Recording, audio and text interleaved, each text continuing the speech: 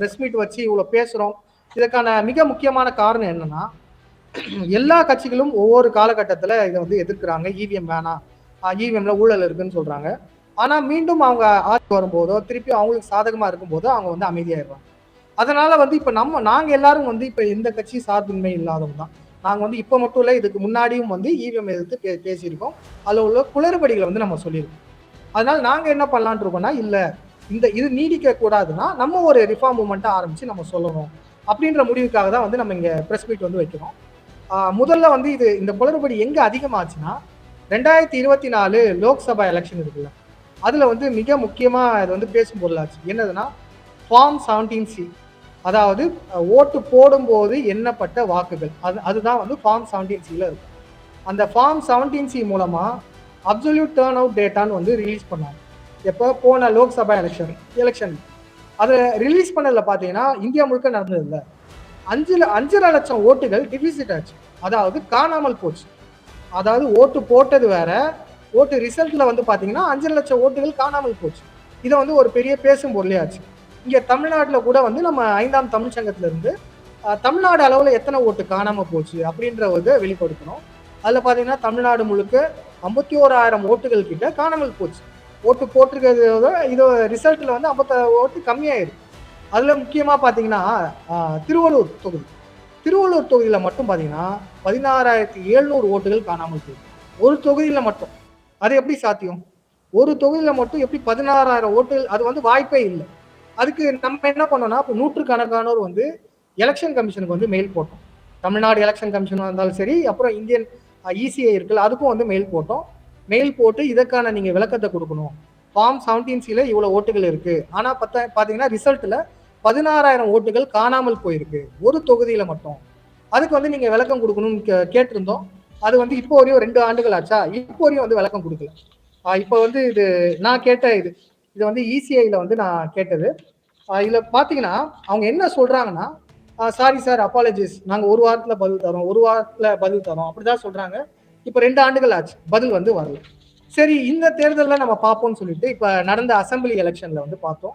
இதுல உள்ள turn out டேட்டாவில் எவ்வளவு டிஃபரன்ஸ் நடக்குது அப்படின்னு பார்த்தோம்னா, இந்த முறை டர்ன் அவுட் டேட்டாவே ரிலீஸ் பண்ணல.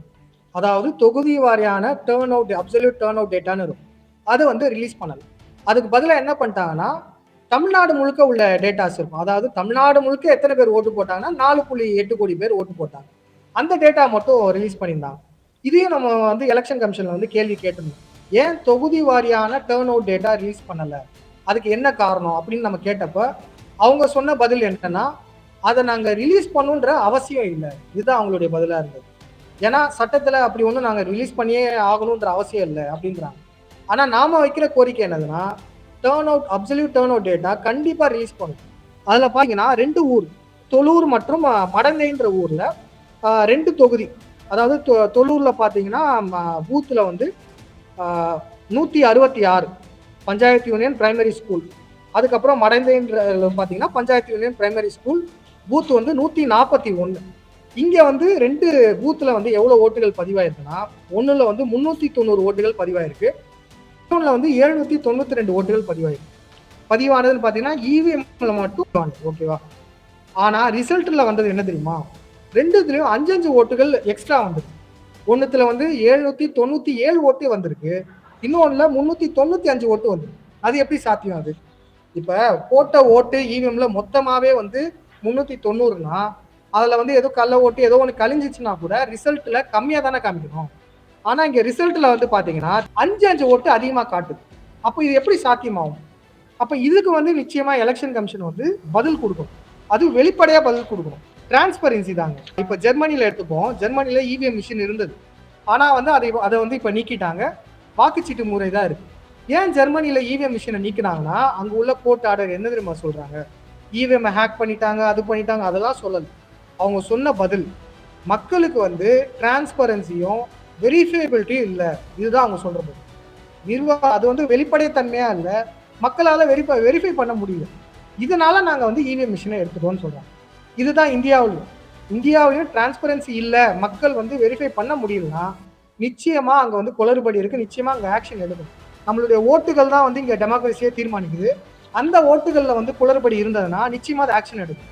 இப்போ நீங்க சொல்லலாம் வெறும் 5 ஓட்டு தானே, ஒரு பூத்துல 5 ஓட்டு தானேப்பா இருக்கு, இதுல ஏன் பெருசா ஆக்கணும்னா, ஒரு ஓட்டுல மாறுது இல்ல ஆட்சி. இப்போ ஒரு ஓட்டுல வந்து திருப்பத்தூர் தொகுதியில ஒரு ஓட்டுல தானே எம்எல்ஏ மாறினாங்க. அப்போ ஒரு ஓட்டு இங்க முக்கியமானது தான். அப்படி மாறக்கூடாது.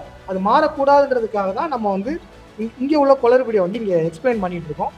முக்கியமா இந்த டிரான்ஸ்பரன்சிக்கு வந்து பாத்தீங்கன்னா, நம்ம வந்து இந்த சிசிடிவி கேமராஸ், இந்த கேமராஸ் இப்போ நீங்க எல்லாம் கேமரால ஷூட் பண்றீங்க. இப்போ வந்து இங்க எல்லாமே லைவ் ஓடுது. எந்த தப்புனாலும் நமக்கு வந்து கிளியரா தெரிஞ்சிடும். இப்போ ஒரு வீடுகளில் சிசிடிவி கேமரா இருக்கிறாங்கன்னா திருட வந்தா தெரிஞ்சிடும். அப்ப இந்த காலகட்டம் இந்த சத்தியுகத்துல பாத்தீங்கன்னா சிசிடிவி கேமரா வந்து ரொம்ப முக்கியமா ரோல் பிளே பண்ணும். எலெக்ஷன் கமிஷன் வந்து பாத்தீங்கன்னா கேமரா எல்லா இடத்துலயும் இப்போ வைக்கிறாங்க. பூத் லெவலே வைக்கிறாங்க, ரிசல்ட் என்ற இடத்துலயே வைக்கிறாங்க. அது எல்லாத்தையும் வெளிப்படையா வைக்கணும். வெளிப்படைத்தன்மையா லைவ்ல விடணும். லைவ்ல விடுறதுல என்ன பிரச்சனை? இப்போ பாண்டியனையா கூட சொல்லியிருப்பாரு, எல்லாமே லைவ் ஸ்ட்ரீம் பண்ணணும்னு சொல்லியிருப்பாரு. அது உண்மைதான். எல்லா கேமராவும் லைவ் ஸ்ட்ரீம் பண்ணணும். இப்போ அங்க உள்ள லோக்கல் சேனல்ல போடலாம், யூடியூப் சேனல் லைவ் ஸ்ட்ரீம் பண்ணலாம். அப்போ அங்க வந்து வேற பூத் கேப்சரிங்கும் நடக்கிறது வாய்ப்பு இல்லை. ஏன்னா இப்போ நம்ம வந்து 100 நாள் பிக் பாஸே வந்து லைவ்ல போடுறாங்க. அது சாத்தியம்னா இது வந்து டெமோக்ரஸியே தீர்மானிக்க ஒண்ணு, இது கண்டிப்பா சாத்தியம் தான். இதை வந்து கண்டிப்பா எலெக்ஷன் கமிஷன் செஞ்சே ஆகணும். இந்த பிரச்சனையை வந்து நம்ம ஒருங்கிணைக்கிறதுக்காக நம்ம என்ன பண்ணியிருக்கோம்னா, ஒரு ரிஃபார்ம் மூவ்மெண்ட் வந்து ஒன்று ஆரம்பிச்சிருக்கோம்.